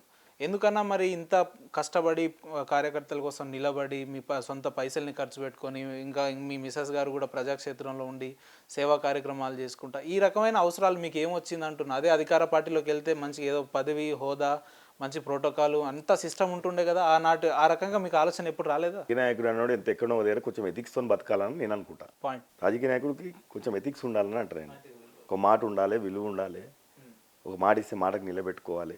ఇలాంటి దాంట్లో కొంచెం నాకు బాగా అంటుబాటు ఎక్కువ. ఇది ఎవరినో ఉద్దేశించి మాట్లాడినట్టు అనిపిస్తుంది. నాకు ఎక్కువ అంటుబాటు ఉన్నాయి అవి. అందుకే నేను ఓడదొడుగు వచ్చినా కష్టాలు. రాజకీయాన్ని ఎప్పుడు కూడా నేను స్వార్థం గురించో, నాకు పవర్ రావాలని చెప్పో, లేకపోతే నేను ఆర్థికంగా డబ్బు సంపాదించుకోవాలన్నో, ఇలాంటి దుర్మార్గమైన కబ్జాలు చేయాలన్న ఆలోచన ఉన్న వ్యక్తిని అయితే కాదు. నేను ఒక ఫ్యాషన్గా రాజకీయం చేసిన.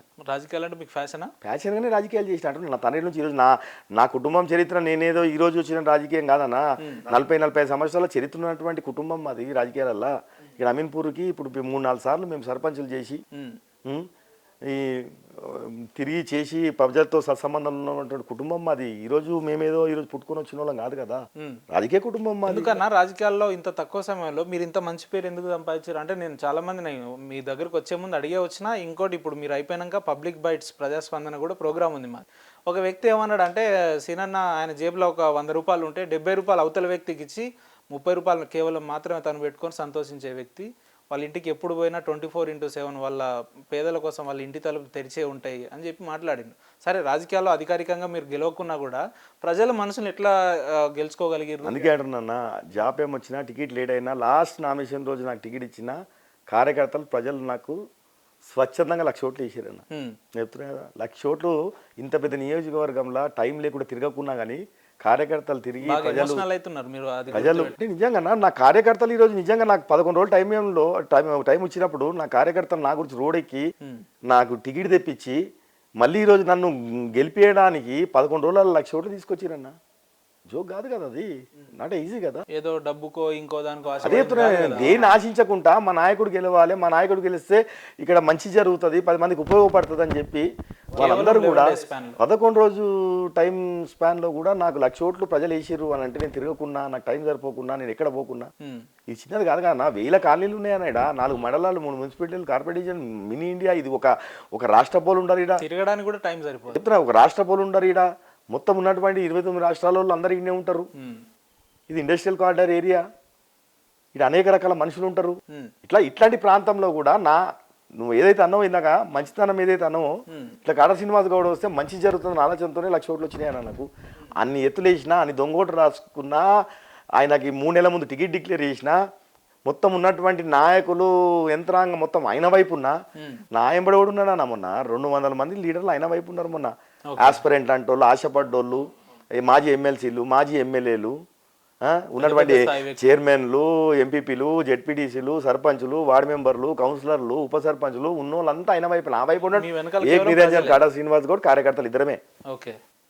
ఈ పోరాటమే 1,00,000 ఓట్లన్నా. గెలిచినా అని గొప్పలు కాదు, ఎంత దూరం గెలిచినావు, అదే నా అధిష్టానం నాకు ముందు టికెట్ ఇచ్చి ఉంటే నేను ఖచ్చితంగా చెప్తున్నా 20,000 మెజార్టీతో గెలిచిటోని. ఈ ఇంటర్వ్యూ స్టార్ట్ అయినప్పటి నుంచి ఇప్పటి వరకు మీలో నేను ఒకటి గమనించిన, ఇంతసేపు కార్యకర్తలు నిర్వీర్యం అయిపోతారు, వాళ్ళకి అన్యాయం జరుగుతుంది, వాళ్ళు ఇబ్బందులు పడుతున్నారనే మాట్లాడారు తప్ప నాకు వ్యక్తిగతంగా స్వలాభం అని అంటూ మీ నోటైతే నేను ఆ మాట వినలేదు. ఎందుకు కార్యకర్తలు కానీ పార్టీ అంటే కానీ ఎందుకు ఇంత ఇష్టం సీనన్న?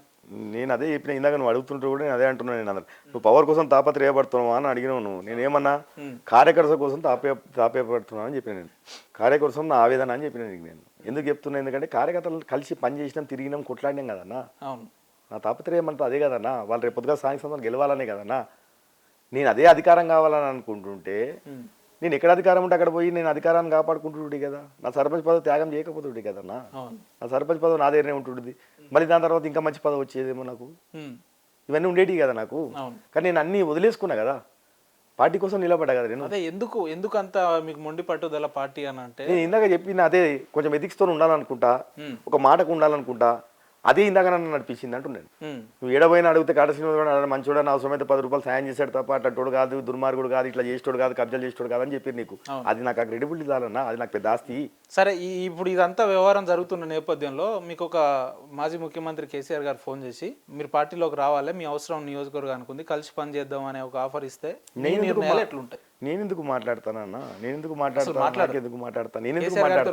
నా పార్టీ స్టాండ్ నాకు ఉన్నది. నేను ఒక పార్టీలో ఉన్నా, ఒక పార్టీలో ఇన్ఛార్జ్ అన్యాయం జరుగుతుందని ప్రజలు భావిస్తారు. అరే నాకు జరిగినప్పుడు కదా మాట్లాడతాను. నాకు జరిగినప్పుడు అంటే నాకు కమిటీ చేసింది, రేపు పొద్దుగా నాకు పార్టీ జరిగినప్పుడు కదా, నాకు జరగదని అంటున్నా కదా. నా పార్టీ నా పక్షాన్ని నిలబడుతుంది కదా. నిర్ణయాలు ఎట్లుంటాయి అంటున్నా, జరిగినప్పుడు కదా మాట్లాడదాం. అది నాకు జరగదని నేను నాకు విశ్వాసం, నాకు జరుగుతుంది. నెగిటివ్ ఏదో తీసుకోవాలి, పాజిటివ్ తీసుకోవాలి కదా. పాజిటివ్ కొంత నెగిటివ్ కూడా ఉండదు. నెగిటివ్ అవసరం ఏముంటుంది అన్న? Alternate option. పార్టీ మీద నమ్మకం నాకుంది, నా మీద నమ్మకం పార్టీకి ఉంది కదా. నా పార్టీ కార్యకర్త వైపు నిలబడుతుందని చెప్తున్నా కదా. మొన్న కూడా నా టికెట్ విషయంలో కూడా కార్యకర్తకే ఇచ్చింది, మళ్ళీ పిలిచి అంటున్నా. నేను ఎంత కార్యకర్త వైపు మీరు నిలబడ్డా కూడా అధికారికంగా ప్రభుత్వం జరుగుతుంది, మంచిగా జరుగుతుంది అని నాకు సంపూర్ణమైన నమ్మకం ఉంది అంటున్నా. నేను అందుకే మీరు ఎంత కార్యకర్తల శ్రేయస్సు కోసం పనిచేసినా అధికారికంగా అయితే మీరు సంతకాలు పెట్టలేరు కదా ఎమ్మెల్యే మీద. రేపైనా నా అధిష్టానంతో కాంగ్రెస్ పార్టీ కార్యకర్త గురించి కొట్లాడతా అంటున్నా. నేను కొట్లాడతారు, బరాబర్ కొట్లాడతా. రేపు స్థానికంగా ఏమైనా కూడా తేడా జరిగి ఏమైనా బీఫామ్ల విషయంలో కార్యకర్తకి ఏమైనా అన్యాయం జరిగింది, లేకపోతే బీఫామ్ ఇయ్యలేదు, ఏమైనా జరిగింది, కష్టపడే కార్యకర్త కంటే బరాబర్ నిలబడి కొట్లాడుతున్నా. ఈ రోజు కూడా చెప్తున్నా, కార్యకర్త బాధ్యత కాడ శ్రీనివాస్ గౌడే. ఇదే గూడెం వర్గానికే టికెట్లు వస్తాయి, ఇదే గూడెం వర్గాల ప్రజలకే పేర్లు వస్తాయి లిస్ట్ లో, అప్పుడు ఏం చేస్తారు మీరు? నేనేం చెప్తున్నా, ప్రతి ఒక్క కష్టపడ్డ కార్యకర్తకి, జెండా మోసిన కార్యకర్తకి ఇప్పించే బాధ్యత నాది. కాటా శ్రీనివాస్ గౌడ్ కాంగ్రెస్ పార్టీ పటాన్చేరు నియోజకవర్గం కార్యకర్తలకి బాధ్యత నేనే. మంచి అయినా చెడ్డైనా కాటా శ్రీనివాస్ గౌడే బాధ్యత. కార్యకర్తను కాపాడుకునే బాధ్యత నాదే. రేపు బీఫామ్లు ఇప్పించి రేపుగా స్థానికంగా గెలిపించే బాధ్యత కూడా నాదే. అంటే ఇక్కడ ఎమ్మెల్యే కూడా ఉన్నాడు కదా, ఆయన నిర్ణయాలు కూడా ఉంటాయి. ఏం చేయాలని ఆయన వచ్చినప్పుడు ఏం చేయాలి? నికాసమైన కార్యకర్తకు బీఫామ్లు ఇస్తాం, ఇచ్చినప్పుడు ఆయన కాంగ్రెస్ పార్టీలో ఉన్నాడు కదా, ఉన్నప్పుడు వచ్చి మంచి ఇవ్వాలి, వాళ్ళకి ప్రచారం చేసి 4 ఓట్లు వేపియాలి. అది బలోపేతం, పార్టీ బలోపేతం. నువ్వు నీ ఎంబరు వస్తే ఎవరు వచ్చిరని చెప్పి నీకు ఇస్తారు, ఎవరు వచ్చిరని చెప్పి ఇస్తారు. ఎవరు ఉంటాయి కదా ఎంబడి ఎవరైనా వస్తాయి కదా. ఎమ్మెల్యే ఎవరు లేరంట. ఎవరు రాలే, 4 పేర్లు చెప్పమని అంటున్నా కదా, వచ్చిన వాళ్ళ పేర్లు నేనే చెప్తున్నా కదా. ఎందుకన్నా ఎమ్మెల్యే పేరు చెప్పంగానే ఏదో పూనకం వచ్చినట్టు ఈ రకంగా ఎందుకు ఊగిపోతున్నారు? ఆయన పేరు చెప్పంగా ఎందుకు ఆయన అంటే అంత కోపం, మీకు ఆవేశం, ఆక్రోశం ఎందుకు వస్తుంది ఈ రకంగా? అంటే ఈ ప్రాంతాన్ని మామూలుగా పీడించినోడు కాదన్నా. నీ పదే నువ్వు మొత్తం ఆన్ రికార్డ్ ఎప్పుడు కూడా పటాన్ చేరని కొట్టు చూడు, యూట్యూబ్ ఛానల్లో నీకు అన్ని ఇప్పటికైతే వస్తుంటాయి కదా. ఆయన అరాజకాలు, ఆయన దౌర్జన్యాలు, ఆయన ప్రజల రక్తం తాగి ఆయన ఏ విధంగా కబ్జాలు చేసిండు, ఎంత మాఫియా చేసిండు అనేది నీకు అయితే తెలుస్తుంది కదా. నిరంతరం ఇన్ని సంవత్సరాల రాజకీయ చరిత్రలో నీకు మంచి అయితే ఉండదు. ఇక్కడ మొత్తం నెగిటివ్ తప్ప పాజిటివ్ ఏడు ఉంటుంది. అంత నెగిటివ్ మనిషిని ఎందుకు పార్టీ గ్రహించి ఎందుకు పార్టీ తీసుకోవాల్సిన అంత అవసరం ఏముంది? ఏదో పార్టీని మళ్ళీ సేఫ్ జోన్ లో పెట్టే ప్రయత్నం చేయకండి, నిజాలు మాట్లాడండి. మీరు ఏ విషయాలైనా నేనేం చెప్తున్నా మాట్లాడారని తెలుసు మాకు. పార్టీ నాకు తెలియదు, ఆయన జాయిన్ అయింది తెలియదు, ఆయన పోయేటప్పుడు నాకు తెలియదు, వాళ్ళ ఈక్వేషన్స్ వల్ల ఏం తీసుకున్నారు. కానీ వచ్చినోడు జాయిన్ అయింది మీకు తెలియదు అని అంటే చెప్పలేదు. ఆయన జాయిన్ అయింది మీకు తెలియలేదు. 2 వర్గాలు ఉన్నాయి, అవునన్నా పడదు కాబట్టి ఆటోమేటిక్ గా సరే ఏముంది మనోడిని మనం కాపాడుకుంటాం, మనోడు మన పార్టీలో ఉన్నాడు కదా, సరే వస్తా అంటున్నాడు కదా, కానీ పార్టీ డెవలప్ ఉండొచ్చు. జాయిన్ అయిన తర్వాత ఇదే కొండ సురేఖ గారు మీ ఇరు వర్గాల మధ్యలో ఉండి ఒక స్టేజ్ ఏర్పాటు చేసి కలిపే ప్రయత్నం కూడా చేసినట్టున్నారు కదా. లేదు ఇప్పుడు ఏం లేదు, అప్పుడు ఎంపీ టికెట్ ఆయనకు వచ్చినప్పుడు అప్పుడు వచ్చినారు. దీని విషయంలో ఇప్పటివరకు అదే కదా చర్చ జరుగుతున్నది, అదే మాట్లాడతామంటారు కదా, అదే మాట్లాడి సాల్వ్ చేస్తామని అంటారు కదా. ఏం సాల్వ్ చేస్తారో చూద్దాం. అధిష్టానం ఖచ్చితంగా నాకు నమ్మకం ఉంది, మన కాంగ్రెస్ పార్టీ కార్యకర్త న్యాయం చేస్తారు, అంతవరకు అయితే నాకు తెలుసు. సీనన్న ఏం సాల్వ్ చేసినా కూడా ఇదే మైపాల్ రెడ్డి అనే వ్యక్తి ఇంకా 4 ఏళ్ళు ఇదే నియోజకవర్గంలో ఎమ్మెల్యే ఉంటాడు. ఇదే నియోజకవర్గాన్ని నెక్స్ట్ ఎమ్మెల్యే కాంగ్రెస్ పార్టీ అభ్యర్థిగా కూడా ఉండే అవకాశాలు ఉన్నాయి. అంటే మీ కార్యాచరణ ఏముంటదన్నా, ఒక మంచితనంతో పని చేయడానికి ఏముంటదన్నా, ఇన్ఛార్జ్ పోస్ట్ సరిపోదా? కార్యకర్తలకు పని చేయడానికో ఇంకో దానికి ఇన్ఛార్జ్ పోస్ట్ సరిపోదా? మంచి పని చేయడానికి కదా, నేనేం కబ్జాలు చేయడానికో దౌర్జన్యాలు చేయడానికో అవి అవసరం, అవన్నీ అలాంటి అన్న అవసరం ఉంటుంది వాళ్ళకి, నాకేం అవసరం ఉంటుంది అన్న? నేను 10 ఏళ్ల సంది పవర్ లేకపోతే కార్యకర్తలను కాపాడుకొని చూపిలేనా నిలబడి? నీ లేక నేను పారిపోతానా? పారిపోను కదా. అట్లా కార్యకర్తలను కాపాడుతా, మంచి చేయడానికి, ప్రజలకి మంచి చేయడానికి మా ప్రభుత్వం ఉంది, అధికారులకు చెప్తాం, మంచి పనులు. ఇదే అవకాశాన్ని అవతల పార్టీ అదునుగా చేసుకొని మిమ్మల్ని ఇన్వైట్ చేసే ప్రయత్నం చేస్తే మీ నిర్ణయాలు ఎట్లుంటాయి? నేనేం చెప్తున్నా, నేను ఒకటే చెప్తున్నా, నేను పార్టీలో ఉన్నా, నేను ఆ పార్టీ నా పార్టీ అవును ఉంటా, ఎందుకున్నాను? ఇప్పుడు నా పార్టీ నాది, వచ్చినోడు అయినా పోయిటోడు అయినా నాకేం సంబంధం ఉంటుంది అన్న కాంగ్రెస్ పార్టీ మీద? కాదా మళ్ళా కాంగ్రెస్ వాడు మాది కాకపోతే కూడా ఆయనదా? ఆయన ఎప్పుడు వచ్చిండో తెలియదు, ఎప్పుడు పోతాడో తెలియదు, ఆయన గురించి మాకేం సంబంధం? నేను నికాసమైనటువంటి కార్యకర్త, నేను పార్టీ నాది. అన్న నా క్వశ్చన్ మీకు అర్థం కాలేదు. 2028లో ఇదే వ్యక్తి కాంగ్రెస్ పార్టీ అభ్యర్థిగా ఉంటే మీ నిర్ణయాలు ఉంటాడా చూద్దాం అంటున్నా కదా. నేను ఉన్నప్పుడు చూద్దాం, అప్పుడు వచ్చి మైక్ పెట్టి చెప్తాను. నేను పార్టీలోనే ఉన్నాడు, అప్పుడు వచ్చి మైక్ పెట్టి చెప్తా. నేను నా పార్టీ నాకే బీఫామ్ ఇస్తుందని చెప్తున్నా కదా. నేను కూడా నా కాంగ్రెస్ పార్టీ నాకే బీఫామ్ ఇస్తుంది, ఎవరికి ఆయనకి ఎందుకు ఇస్తుంది? కార్యకర్త వైపు నిలబడుతుందని చెప్తున్నా కదన్నా. అప్పటికల్లా ఆయన ఉంటాడా పోతాడో తెలియదు కదా. ఆయన ఫస్ట్ ఆయన స్టాండర్డ్ లేని మనిషి కదా, చూద్దాం అప్పటి వరకు. ఒక స్థానిక ఎమ్మెల్యే మీద గత 10 ఏళ్లుగా పోరాడి ఇప్పుడు కూడా ఇదే రకంగా వ్యవహరిస్తున్నాడు కాటా సీనన్న అని అంటే ఎవరున్నారు సీనన్న ఎమ్మటి అని అంటే ఏం చెప్తారు? ఎవరున్నారు? ఏంది నికాసమైన కార్యకర్త, నిజాయితీ మాట్లాడిస్తుంది. నిజాయితీతోనే కొట్లాడిన ఆ రోజు కూడా, లంగపల్లి దొంగ పనులు చేసి కొట్లాడలే. నికాసంగా ఉన్నా కాబట్టి కొట్లాడినా, నిజాయితీగా ఉన్నా కాబట్టి కొట్లాడినా. ఆస్తులు అమ్ముకొని రాజకీయాలు చేసినా, కబ్జాలు చేసి రాజకీయాలు చేయలే. సొంత ఆస్తులు అమ్ముకొని రాజకీయాలు చేసిన అంటున్నా. నేను ఆస్తులు అమ్ముకొని రాజకీయం చేయాల్సినంత అవసరం మీకు ఏమొచ్చిందని? అవును, మళ్ళా అదే అంటారు, నేను కబ్జాలు చేసి పైసలు తీసుకొచ్చి పెట్టలే అంటున్నా. నేను నా సొంత ఆస్తులు అమ్ముకొని మరి రాజకీయం చేసిన అంటున్నా. చెప్పేది అదే కదా. నేను ఆడలేక ఈయనలేక చేసుకొని ఈయనలేక నేను కబ్జాలు చేసుకొని ఇట్లా తప్పుడు మార్గంలో పోయి నేను డబ్బులు సంపాదించి చేసినాను కాదు, నా సొంత ఆస్తులు అమ్ముకొని రాజకీయాలు చేసిన అంటున్నా నేను. అందుకే నా నిజాయితీ అదే అని చెప్తున్నా కదా. ఇంత నేరుగా మాట్లాడుతున్నానంటే గదే కదా నా నిజాయితీ. కానీ స్థానిక ప్రజలు ఎందుకు నిజాయితీని నమ్ముతలేరు? మీరు చెప్పే నమ్మిరు కాబట్టి 1,00,000 ఓట్లు వేసిర్రు అన్న. కార్యకర్తలు కష్టపడ్డారు, వేసిన ప్రజలు వేసిర్రు. ఇది ఒక ఏంటంటే ఒకటే ప్రాంతానికి సంబంధించిన పబ్లిక్ కాదు కదన్న, ఇది 29 రాష్ట్రాల మంది ఉంటుంది. ఇది మినీ ఇండియా. నాకు టైమే లేదన్న. 4.5 లక్షల కాన్స్టిట్యున్సీ ఇది ఎక్కడ తిరుగుతుంది చెప్పు? నేను 3 నెలల సంది 10 సంవత్సరాల సంది ఎమ్మెల్యే ఉండి 3 నెలల సంది పేరు డిక్లేర్ చేస్తేనే 3,500తో గెలిచిండు ఆయన. 30,000 ఇంకోటి రాసుకుంటే అంత కష్టంలో గెలిచిండు ఆయన.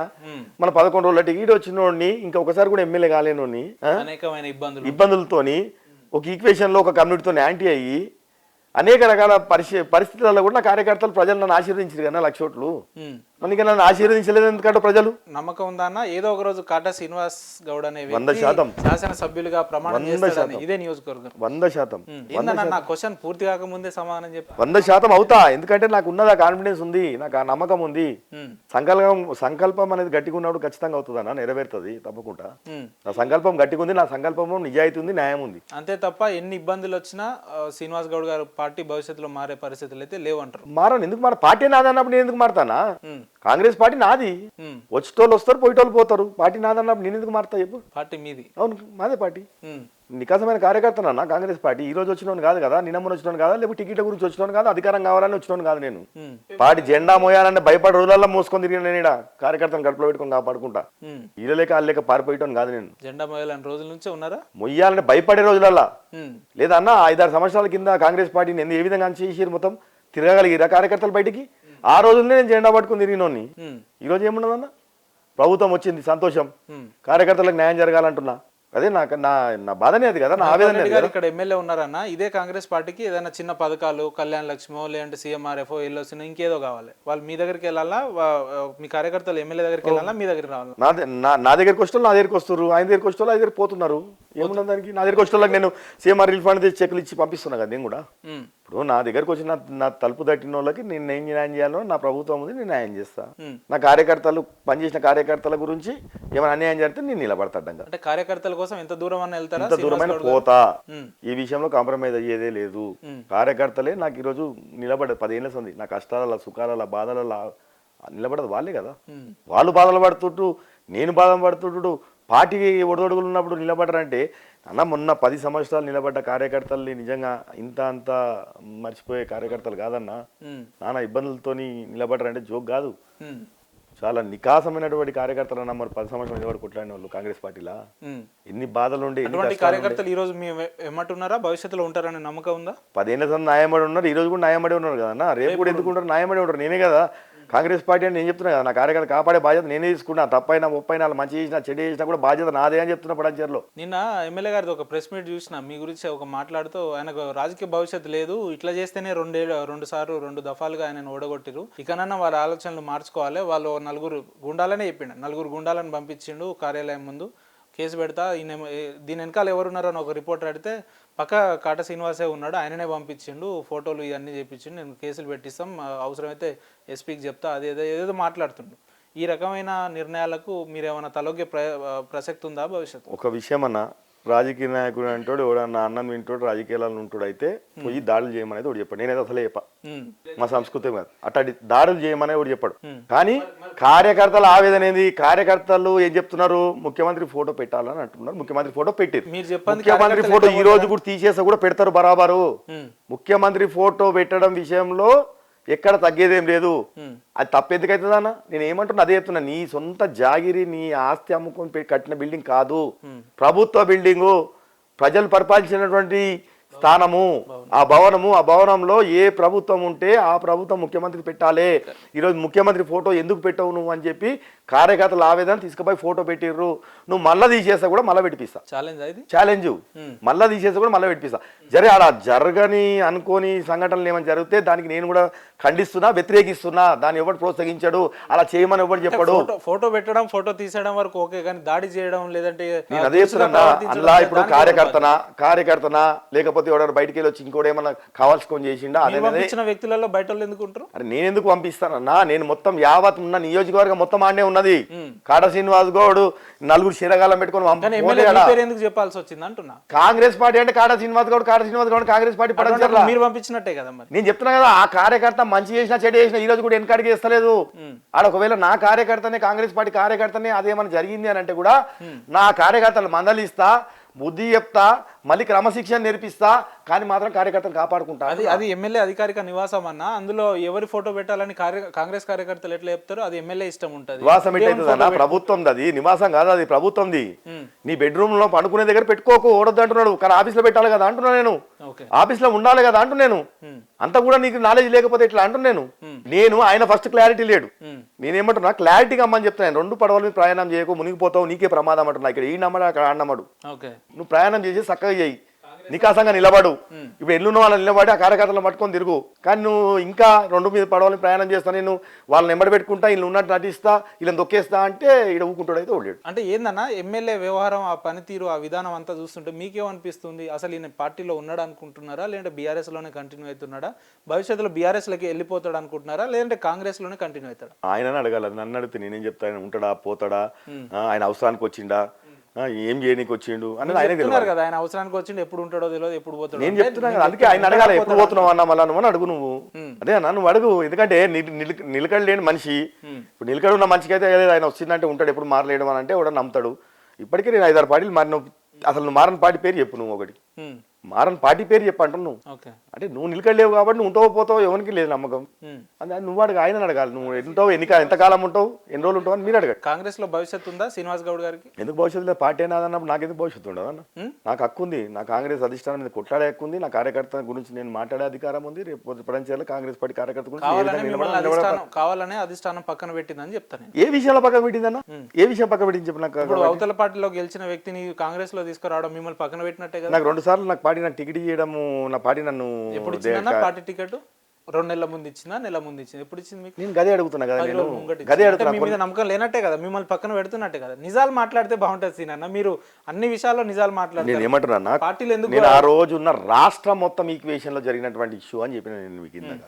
ఆ రాష్ట్రంలో మొత్తంలో కూడా ఆ రోజు ముద్రాజ్ కమ్యూనిటీ అనేది పెద్ద లొల్లి నడుస్తుంది. బీఆర్ఎస్ పార్టీ నుంచి ఒక్క సీటు కూడా ఇవ్వలేదు అనే దాని ఈక్వేషన్లో లొల్లి నడుస్తున్నప్పుడు అందులో మా ఉన్నటువంటి కమిటీ తీసుకున్నటువంటి నిర్ణయం ముద్రాలకు కూడా కొన్ని సీట్లు ఇవ్వాలని తీసుకున్న ఆలోచనతో ఇక్కడ ఈ పంచాయతీ జరిగింది తప్ప ఆ రోజు ఏంటంటే ఇక్కడ పటాంచరికి సంబంధించినటువంటి మధు ఉండడం వల్ల ఈ పంచాయతీ జరిగింది. లేకపోతే ఈ పంచాయతీ జరిగేదే కాదు, నా టికెట్ నాకు ఉండేది, నేను ఖచ్చితంగా ఎమ్మెల్యే అయినట్టు. భవిష్యత్తులో ఇంకెవరో వస్తారు, నీలమధు లాంటి వాళ్ళు ఇంకెవరో వస్తారు అనుకుంటున్నాం. మరి అప్పుడు మీ పరిస్థితి ఏంది? మిమ్మల్ని అప్పుడు కూడా ఇట్లా మంచి ఆలోచన చేయ ఉపేంద్రన్న, చెడెందుకు ఆలోచన చేస్తావు? మంచి జరుగుతుంది భవిష్యత్ అన్న. ఒక్క నిమిషం, 2018లో నీలమధు గారు వచ్చిర్రు, అంటే ఈ ఎన్నికల్లో 23లో వచ్చిర్రు. నెక్స్ట్ రారని నమ్మకం ఏందంటున్నా. ఇటువంటి వ్యక్తులు ఇంకెవరో పుట్టుకొస్తారు కదా, అప్పుడు మీ పరిస్థితి? ఆ పరిస్థితి ఈక్వేషన్ అట్లా అయింది కదన్న.